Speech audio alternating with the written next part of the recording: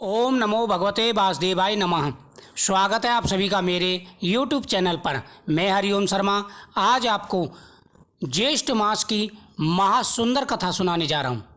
ज्येष्ठ मास से ही मतलब नहीं है, इस कथा को आप प्रत्येक महीने में प्रतिदिन सुने। हर महीने में प्रतिदिन इस कथा का श्रवण करने से भगवान का आशीर्वाद प्राप्त होता है। भगवान विष्णु प्रसन्न होकर के धन प्राप्ति व सुख शांति का आशीर्वाद देते हैं। यह कथा बेहद ही सुंदर कथा है। इस कथा को प्रतिदिन श्रवण करना चाहिए। भगवान के सामने दीपक जला करके हाथ में पुष्प लेकर के इस कथा का श्रवण करना चाहिए। विष्णु कांचीपुर नाम का एक शहर था। उसमें दामोदर नामक का एक गरीब ब्राह्मण रहा करता था। दामोदर भगवान विष्णु की पूजा किया करता था। वह भगवान विष्णु का विशेष भक्त था। साथ ही घर पर आए हुए अतिथि का विशेष आदर सत्कार करता था। प्रतिदिन भगवान विष्णु का पूजन करना, अतिथियों की सेवा करना, गौ माता का पूजन करना, यही उसका नियम था। यहाँ तक कि वह पक्षियों की भी विशेष सेवा किया करता था। अगर कोई पक्षी घायल मिल जाए, उनकी वह दवा किया करता था। पक्षियों के लिए जल का दान करता था। ज्येष्ठ मास में, वैशाख महीने में, इन महीनों में जल दान का विशेष महत्व होता है। उसी प्रकार से उसका समय व्यतीत होता था। कुछ समय के बाद उसका विवाह हो गया। उन्होंने अपनी स्त्री से कह दिया कि देखो, अब हम गृहस्थी बन गए हैं। गृहस्थ का खास काम है अतिथि सत्कार करना। अगर घर पर कोई आ जाता है तो उसको कभी भी निराश नहीं करना चाहिए। गृहस्थियों का सबसे बड़ा यही नियम होता है। मैं घर में रहूं या ना रहूं, कोई अतिथि आए तो भूखा मत जाने देना। ब्रह्मचारी का गुरु आज्ञा का पालन करना, गृहस्थी का अतिथि सत्कार करना, वानप्रस्थ का तप करना और सन्यासी का भगवत चिंतन करना, ये धर्म होते हैं।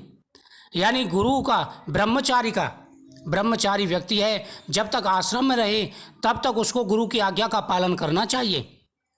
उसी प्रकार से गृहस्थी का अतिथि सत्कार करना, गृहस्थी का सबसे बड़ा नियम होता है घर पर आए हुए अतिथि का सत्कार करना। वानप्रस्थ का, यानी वन में अगर आप चले गए हैं तो आपको तपस्या करनी चाहिए। वही सन्यासी का भगवान चिंतन करना, यानी सन्यासी को हर समय भगवान के ध्यान में मग्न रहना चाहिए। ये चारों प्रकार के धर्म होते हैं। उनकी स्त्री ने कहा कि अच्छी बात है। वे ब्राह्मण कांची नगरी में फिरते और भिक्षा में जो कुछ मिल जाता वह लाकर स्त्री को दे देते। घर की स्थिति बहुत साधारण थी। खाने के लिए अन्न बड़ी मुश्किल से मिलता था। भगवान बड़े लीला पुरुषोत्तम हैं। भगवान की लीला को कोई नहीं जानता। अपने भक्तों की वह सदा फिक्र में लगे रहते हैं। उनकी लीला बड़ी विचित्र है। एक दिन भगवान विष्णु ने बूढ़े सन्यासी का रूप धारण करके वहाँ पर बाहर आकर चबूतरे पर बैठ गए। यानी दामोदर ब्राह्मण के घर के बाहर चबूतरे पर आकर के बैठ गए। उन्होंने कहा, ब्राह्मण ने सुना तो बाहर आकर बोले, उनको प्रणाम किया। जब वो घर के बाहर चबूतरी पर बैठ गए, उन्होंने आवाज़ लगाई, क्या घर के अंदर कोई है? सन्यासी बोले, आज मन में आ गई तुम्हारे यहाँ भोजन करूं। ब्राह्मण बोला कि बड़ी अच्छी बात है, आनंद की बात है। बूढ़े सन्यासी को भीतर ले गया और उनको बैठाया। देव योग से उस दिन ब्राह्मण को गांव से भिक्षा भी नहीं मिली थी। यानी प्रतिदिन वह गांव से भिक्षा लेकर के अपनी गृहस्थी चलाता था। लेकिन जिस दिन भगवान उसके दरवाजे पर आए, उस दिन उसको भिक्षा में कुछ भी नहीं मिला था। उसको गांव से भिक्षा नहीं मिली। उसने सोचा, अब क्या करें, खुद को भूखे भी रह जाएं, पर महाराज को, अतिथि को कैसे भूखा रखें, उसमें भी संत। अगर ज्येष्ठ मास में, वैशाख मास में, कार्तिक मास में घर में संत आते हैं तो भगवान की कृपा प्राप्त होती है। घर में कोई संपत्ति नहीं थी, केवल फटे पुराने कपड़े और बर्तन थे। गोपी चंदन, टूटी हुई चटाई, यह घर की सामग्री थी। यानी गोपी चंदन, जो चंदन घिस करके वह भगवान को लगाता था, वह चंदन था। और सिर्फ टूटी हुई चटाई थी जिस पर बैठ करके वह भगवान का भजन करता था। और उसी पर दोनों पति पत्नी रात में सोते थे। घर में सिर्फ यही दो सामग्री थी। ब्राह्मण ने अपनी स्त्री से कहा कि आज तो बड़ा गजब हो जाएगा, अतिथि भूखा रह जाएगा। स्त्री बोली कि आप घबराते क्यों हैं, मैं बैठी हूँ ना। ब्राह्मण बोला कि क्या तेरे पास कोई गहना है? वह बोली, गहना कहाँ, कपड़े भी फटे पुराने हैं, ब्राह्मण बोला तो फिर अतिथि सत्कार कैसे करेंगे। स्त्री बोली आप नाई के घर से कैंची लेकर के आइए। ब्राह्मण कतरनी ले आया। स्त्री ने अपने सिर के केस भीतर से कतर लिए और बाहर केस बांध लिए। कटे हुए केसों की रस्सी बनाई और ब्राह्मण को देकर बोली इसे बाजार में बेच आओ।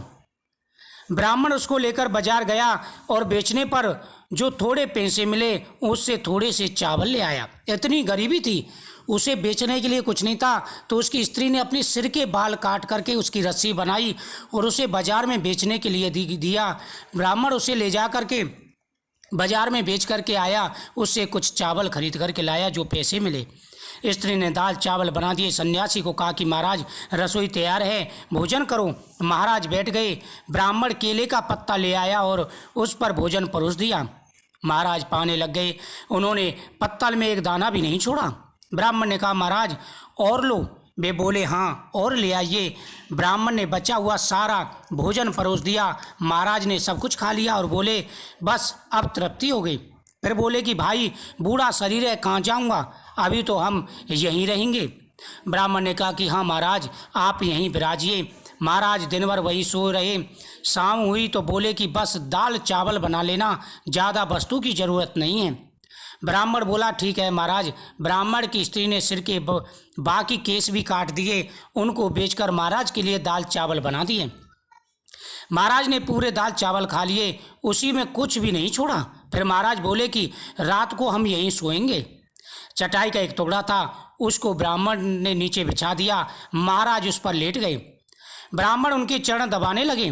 थोड़ी देर में महाराज को गहरी नींद आ गई। एक तरफ ब्राह्मण सो गया, एक तरफ उसकी स्त्री सो गई। जब वे दोनों सो गए तब बाबा जी जाग उठे। उन्होंने आशीर्वाद दिया तुम्हारे केस ठीक हो जाएं, बढ़िया कपड़े हो जाएं, गहने हो जाएं, धन धान से भंडार भर जाएं, आदि आदि सब भगवान ने अनेकों प्रकार के आशीर्वाद दिए। फिर वे अंतर ध्यान हो गई।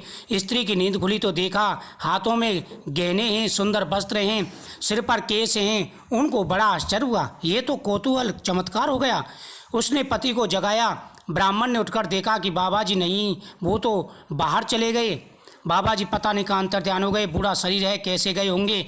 स्त्री ने कहा कि देखो आप अपनी तरफ देखो, घर की तरफ देखो, ये क्या चमत्कार हो गया।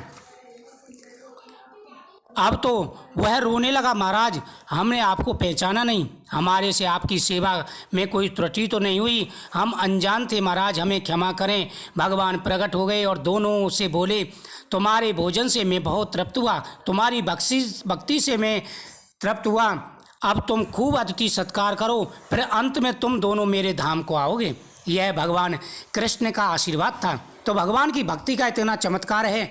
गृहस्थी का जो नियम है उन नियमों का पालन करना चाहिए। इस कथा को प्रतिदिन श्रवण करें, वीडियो को शेयर करें, चैनल को सब्सक्राइब करें।